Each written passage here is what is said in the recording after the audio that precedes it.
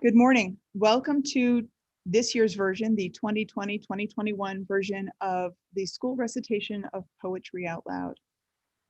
As you know, because all of you have done this before, this is something that takes a lot of skill. It takes a lot of time in order to memorize these poems, and I applaud each and every one of you who've already done this for your classmates. Today, we're going to have the top 15 students who have been nominated by their teachers in order to recite for you to identify the school champion who can go on and represent Rice Memorial at the Vermont State Poetry Out Loud competition. I'd like to introduce our judges to you. So judging for us today with the accuracy judge, we have Mr. Matarazzo.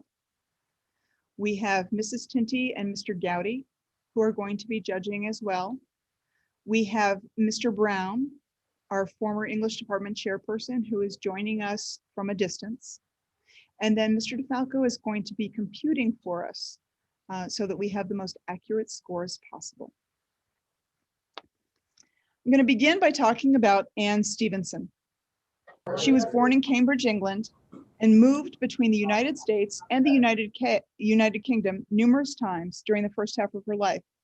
While she considers herself an American, Stevenson qualifies her status. I belong to an America which no longer exists. Since 1962, she's lived mainly in the UK, including Cambridge, Scotland, Oxford, and most recently North Wales and Durham. Intersections and borders are common emblems in Stevenson's work, though the land on which they are drawn is often mutable or shrouded in mist. Please welcome Sydney Washburn. The Enigma by Ann Stevenson. Falling to sleep last night in a deep crevasse between one rough dream and another, I seemed, still awake, to be stranded on a stony path. And there the familiar enigma presented itself in the shape of a little trembling lamb. It was lying like a pearl in the trough between one Welsh slab and another, and it was crying. I looked around as anyone would for its mother. Nothing was there. What did I know about lambs? Should I pick it up, carry it? Where? What would I do if it were dying? The hand of my conscience fought with the claw of my fear. It wasn't so easy to imitate the Good Shepherd in that faded, framed Sunday school picture, filtering now through the dreams daguerreotype. With the wind fallen and the moon swollen to the full, small white doubles of the creature at my feet flared like candles in the creases of the night, until it seemed to be alive with newborn lambs. Where could they all have come from? Second look, and the bleeding lambs were birds, kittiwakes nesting, clustered on a cliff face, fixing on me their dark, accusing eyes. There was a kind of imperative not to touch them, yet to be of them, whatever they were. No lambs, no birds, no floating points of light. Firefly signaling how many lost New England summers. One form, now another. One configuration, now another. Like fossils locked deep in the folds of my brain, outliving a time by telling its story. Like stars. James Wright was born in Martins Ferry, Ohio. He served in the US Army during the Second World War before entering Kenyon College, where he received a Bachelor of Arts. He went on to the University of Washington for a Master's of Arts and a PhD. Wright studied under John Crowe Ransom and Theodore Rothke. He worked at several universities, including the University of Minnesota, Minneapolis, Macalester College, Hunter College of the City University of New York, and the State University of New York at Buffalo. Please welcome Matthew Senesac. Youth by James Wright. Strange bird. His song remains secret. He worked too hard to read books. He never heard how Sherwood Anderson got out of it and fled to Chicago, furious to free himself from his hatred of factories. My father toiled 50 years at Hazel Atlas Glass. caught among girders that smashed the kneecaps of dumb Hanyaks. Did he shudder with hatred in the cold shadow of Greece? Maybe, but my brother and I do know he came home as quiet as the evening. He will be getting dark soon in the woods through new snow. I know his ghost will drift home to the Ohio River and sit down alone, whittling a root. Waters flow past, older, younger than he is, or I am. Juan Philippe Herrera was the son of migrant farm workers. He was educated at UCLA and Stanford University, and he earned his Master's of Fine Arts from the University of Iowa Writers' Workshop.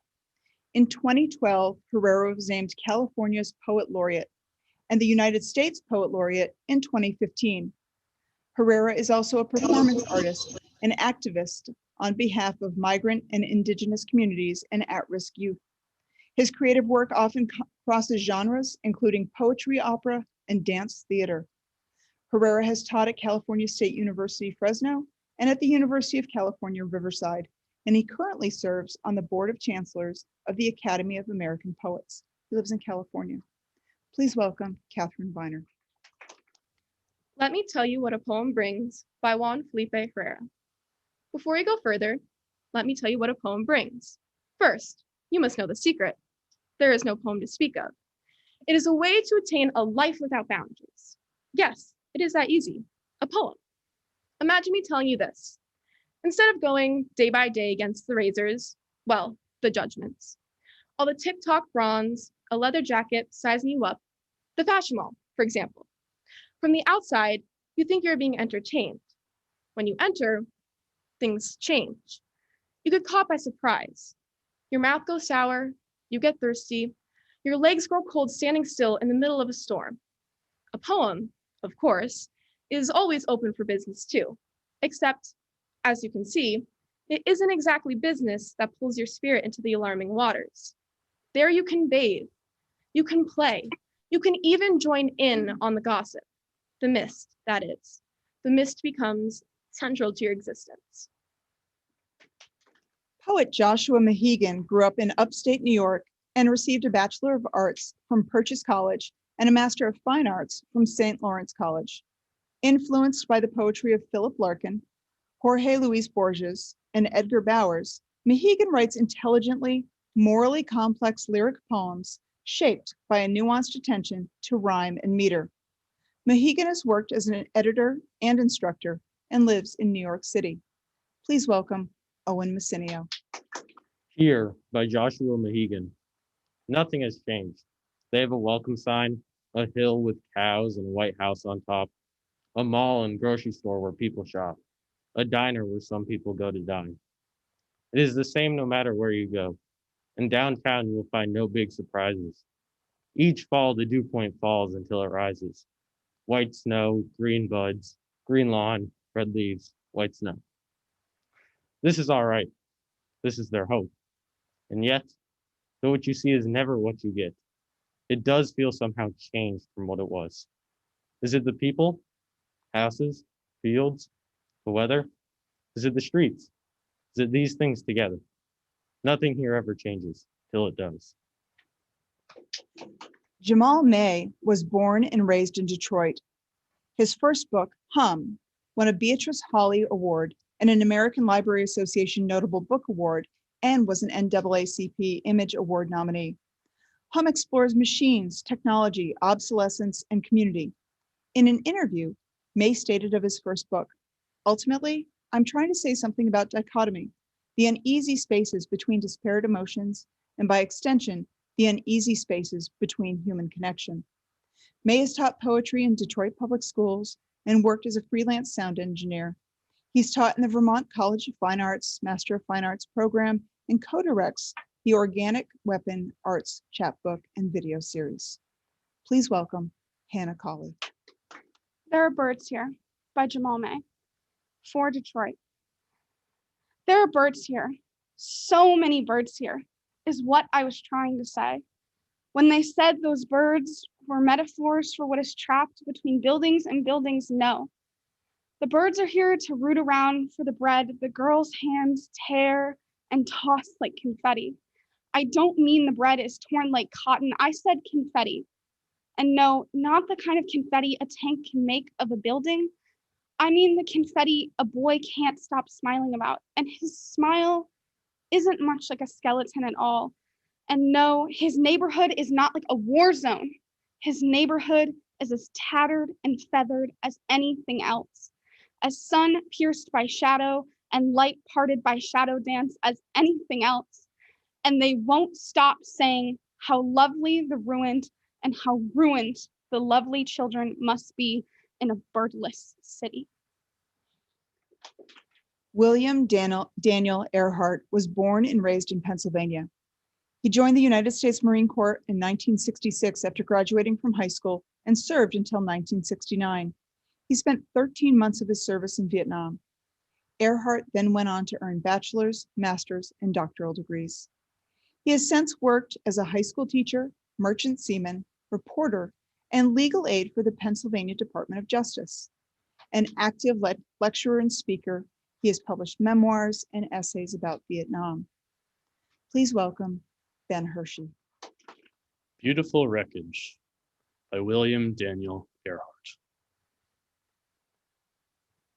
What if I didn't shoot the old lady running away from our patrol? Or the old man in the back of the head? Or the boy in the marketplace? Or what if the boy, but he didn't have a grenade, and the woman and Hugh didn't lie in the rain in a mortar pit with 7 Marines just for food? Gaffney didn't get hit in the knee, Ames didn't die in the river, and Ski didn't die in a medevac chopper between Con Thien and Da Nang. In Vietnamese, Con Thien means place of angels. What if it really was, instead of the place of rotting sandbags, incoming heavy artillery, rats, and mud? What if the angels were Ames and Ski? Or the lady, the man, and the boy, and they lifted Gaffney out of the mud and healed his shattered knee? What if none of it happened the way I said? Would it all be a lie? Would the wreckage be suddenly beautiful? Would the dead rise up and walk? Born in Pennsylvania, Michelle Y. Burke earned a Bachelor of Arts in Creative Writing from Loyola University, Maryland, and a Master of Fine Arts in Poetry from The Ohio State University, and a PhD in English from the University of Cincinnati. She lives now in Massachusetts. Please welcome Vanessa George. Diameter by Michelle Y. Burke. You love your friend, so you fly across the country to see her. Your friend is grieving. When you look at her, you see that something's missing. You look again. She seems all there. Reading glasses, sarcasm, leather pumps. What did you expect? Ruins? Demeter without arms in the British Museum? Your friend says she believes there's more pain than beauty in the world. When Persephone was taken, Demeter damned the world for half the year. The other half remained warm and bountiful. The Greeks love symmetry. On the plane, the man next to you read a geometry book. The lesson on finding the circumference of a circle. On circumference, you can calculate the way around if you know the way across. You try across with your friend. You try around. I don't believe in an afterlife, she says. But after Kay died, I thought I might go after her. In case I'm wrong. In case she's somewhere. waiting. A strong sense of wonder let Walter de la Mare write mysterious, ethereal poems and stories that can give chills to both young and old. He was a poet of dusk. Born in Kent, the Garden of England, he grew up immersed in nature, but settled in London in 1890, where he worked in an office. A government pension in 1908 allowed him to write full-time, and in 1953, he was awarded the high honor of an Order of Merit. His 1923 anthology, Come Hither, a collection of rhymes and poems for the young of all ages, is considered a classic. Please welcome Morgan Kenney. The Listeners by Walter de la Mare. Is there anybody there? Said the traveler, knocking on the moonlit door, and his horse in the silence champed the grasses of the forest's ferny floor. And a bird flew up out of the turret above the traveler's head, and he smote upon the door again a second time. Is there anybody there? He said. But no one descended to the traveler. No head from the leaf-fringed sill leaned over and looked into his gray eyes, where he stood perplexed and still. But only a host of phantom listeners that dwelt in the lone house then stood listening in the quiet of the moonlight to that voice from the world of men. Stood thronging the faint moonbeams on the dark stair that goes down to the empty hall, hearkening in an air stirred and shaken by the lonely traveler's call. And he felt in his heart their strangeness, their stillness answering his cry, while his horse moved, cropping the dark turf neath the starred and leafy sky. For he suddenly smote on the door even louder and lifted his head. Tell them I came, and no one answered, that I kept my word, he said. Never the least stir made the listeners, though every word he spake fell echoing through the shadowiness of the still house from the one man left awake. Aye, they heard his foot upon the stirrup and the sound of iron on stone, and how the silence surged softly backward when the plunging hoofs were gone. Born in Puerto Rico, Naomi Ayala moved to the United States in her teens, eventually earning a Master of Fine Arts from the Bennington College Writing Seminars. An educator and arts administrator interested in environmental causes, Ayala has received numerous awards and has been a visiting humanities scholar for Hermana, Sister to Sister, and was co-chair of the board of directors for the organization Change, Building Social Justice. Starting in the classroom, she founded the New Haven Alliance for Arts and Cultures. A former resident of Washington, D.C., she currently lives in New Haven, Connecticut, and works as a freelance writer, educational consultant, and teaching artist. Please welcome Caitlin Balon. My Dad Says by Naomi Ayala. I can do anything.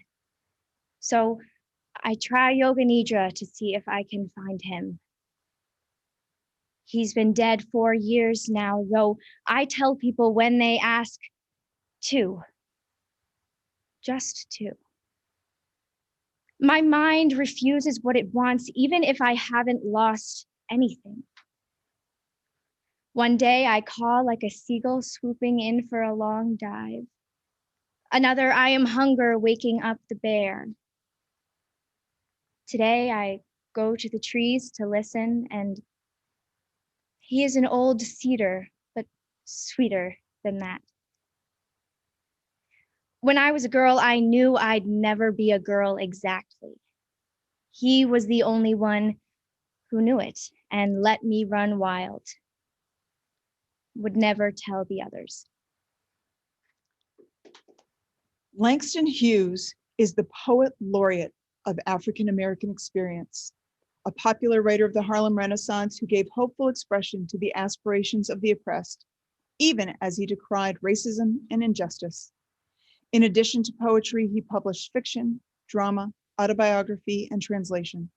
His work continues to serve as a model of wide empathy and social commentary. Please welcome Javan Nichols. I Look at the World by Langston Hughes. I look at the world from awakening eyes and a black face, and this is what I see.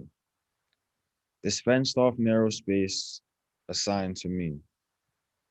I look then at the silly walls from through dark eyes and a dark face, and this is what I know. The walls oppression builds will have to go. I look at my own body with eyes no longer blind, and I see that my hands can make the world that's in my mind. Then let us hurry, comrades, the road to find. Australian John Kinsella has written over 20 books of poetry, as well as plays and fiction. He also maintains an active literary career as a teacher and editor. Kinsella's poetry is both experimental and pastoral, featuring the landscape of Western Australia. In his alternative biography, Kinsella describes himself as a vegan anarchist pacifist of 16 years, a supporter of worldwide Indigenous rights, and an absolute supporter of land rights. Please welcome Hannah Cunningham. Drowning in Wheat by John Kinsella. They'd been warned on every farm that playing in the silos would lead to death. You sink in wheat, slowly, and the more you struggle, the worse it gets. You'll see a rat sail past your face, nimble on its turf, and then you'll disappear. In there, hard work has no reward, so it became a kind of test to see how far they could sink without needing a rope to help them out. But in the midst of play, rituals miss a beat, like both leaping in to resolve an argument as to who'd go first, and forgetting to attach the rope. Up to the waist and afraid to move, that even a call for help would see wheat trickle down. The painful consolidation of time, the grains in the hourglass grotesquely swollen, and that acrid chemical smell of treated wheat, coaxing them into a near dead sleep. Dick Allen grew up near the Adirondack Mountains in Round Lake, New York. He's one of the founders of expansive poetry, a movement that started in the 1980s and includes new formalism and new narrative. Influenced by Ralph Waldo Emerson, A.E. Housman, Ben Jonson, and Robert Frost, Allen ranges with ease from astronomy to politics to domestic situations. His poetry captures great swatches of real and imagined experience in nimble style, according to Publishers Weekly. He was the director of creative writing and Charles A. Dana Endowed Chair Professor at the University of Bridgeport until his retirement in September 2001. In 2010, he was named Poet Laureate of Connecticut. Please welcome Wilfred St. Francis. What You Have to Get Over by Dick Allen. Stumps, railroad tracks, early sicknesses, the blue one especially. Your first love rounding a corner, that snowy minefield. Whether you step lightly or heavily, you have to get over to that tree line, 100 yards in the distance, before evening falls, letting no one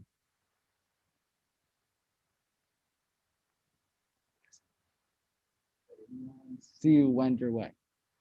That wonderful, old-fashioned word, wend, meaning to proceed, to journey, to travel from one place to another, as from bed to breakfast, breakfast to imbecile work. You have to get over your resentments, the sun in the morning and the moon at night, all those shadows of yourself you left behind on odd little tables. Tote that barge, lift that bale. You have to cross that river, jump that hedge, surmount that slogan, curl over this ego or that heiress, then hoist yourself up onto that yonder mountain. Another old-fashioned word, yonder, meaning that indicated place, somewhere generally seen or just beyond sight. If you would recover, you have to get over the shattered autos in the backwoods lot. To the bridge in the darkness, where the sentinels stand, guarding the border with their half-slung rifles, warned of the likes of you. Tracy K Smith was born in Massachusetts and raised in Northern California. She earned a Bachelor of Arts from Harvard University and a Master of Fine Arts in Creative Writing from Columbia University. Her 2011 book, Life on Mars, won the Pulitzer Prize for Poetry. In 2014, she was awarded the Academy of American Poets Fellowship. She has also written a memoir, Ordinary Light, which was a finalist for the National Book Award in Nonfiction. In June 2017, Smith was named U.S. Poet Laureate. She teaches creative writing at Princeton University. Please welcome Jillian Getler. Semi-Splendid by Tracy K Smith. You flinch. Something flickers, not fleeing your face. My heart hammers the ceiling, telling my tongue to turn it down. Too late. The something climbs, leaps, is falling now across us like the prank of an icy, brainy lord. I chose the wrong word. I am wrong for not choosing merely to smile, to pull you toward me and away from what you think of as that other me who wanders lost among whom? The many, the rare? I wish you didn't care. I watch you watching her. Her very shadow is a rage that trashes the rooms of your eyes.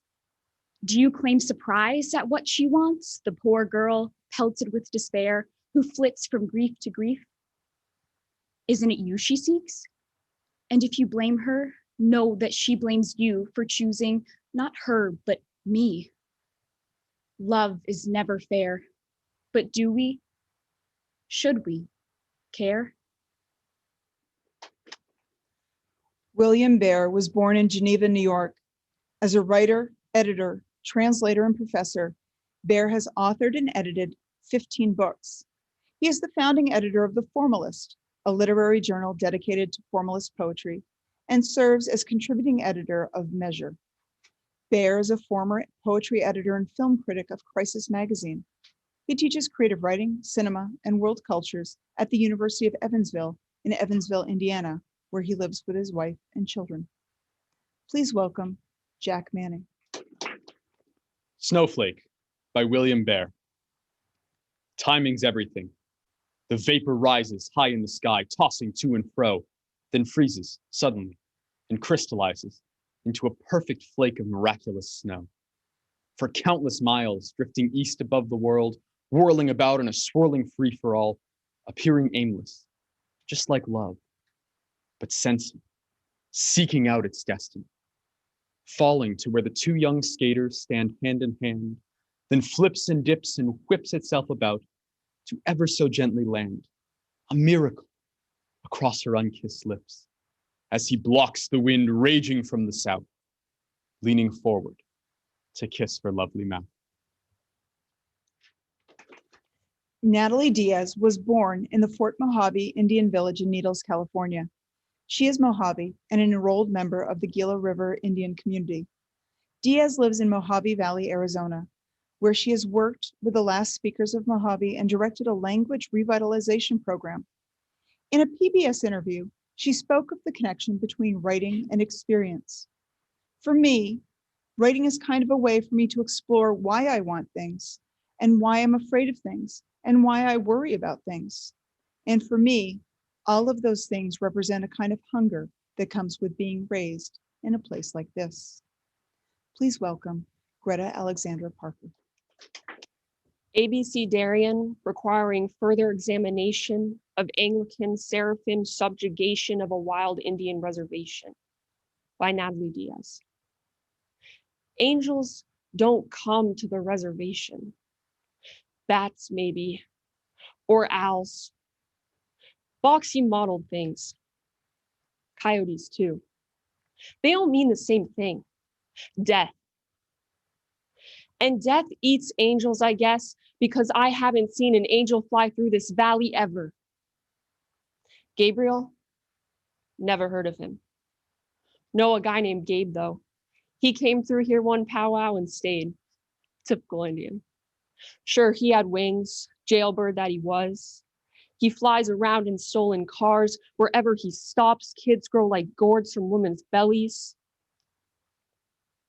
Like I said, No Indian I've ever heard of has ever been or seen an angel. Maybe in a Christmas pageant or something. Nazarene Church holds one every December, organized by Pastor John's wife. It's no wonder Pastor John's son is the angel. Everyone knows angels are white. Quit bothering with angels, I say. They're no good for Indians. Remember what happened last time some white god came floating across the ocean? Truth is, there may be angels, but if there are angels up there, living on clouds or sitting on thrones across the sea, wearing velvet ropes and golden rings, drinking whiskey from silver cups, we're better off if they stay rich and fat and ugly and exactly where they are, in their own distant heavens. You better hope you never see angels on the res. If you do, they'll be marching you off to Zion or Oklahoma or some other hell they've mapped out for us. So while that concludes our recitations for today, I just want to explain a few things and also ask your help. Because our reciters couldn't perform in front of all their classmates, I ask that you take the time and applaud them when you see them, because what they've done today is nothing short of amazing. The way this works is that Mr. DeFalco is finishing his calculations. Then he'll let us know what the situation is numerically. But no pressure, Mr. DeFalco, you're fine.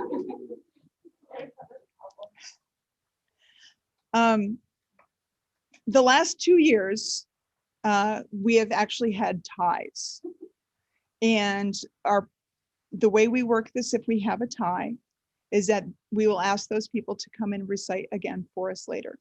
We will ask them to recite 2 poems, because if they move on to the statewide competition, they will have to recite 2 poems.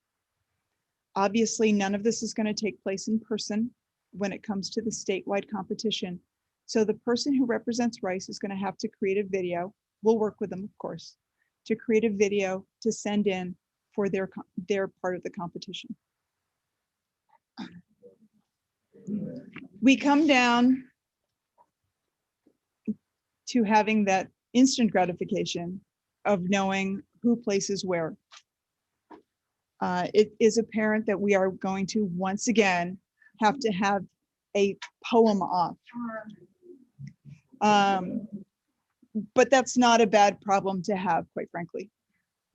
And it did come down to tenths of a point, right? That one after the decimal, that's a tenth? Okay. Just checking. So coming in second place is Jillian Getler.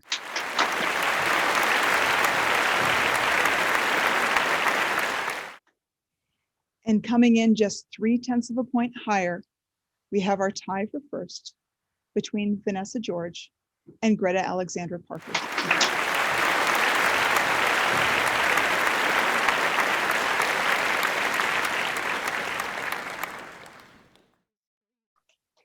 Thank you very, very much for tuning in for this school-wide recitation of Poetry Out Loud. Have a great day. Well done, Rice Poets.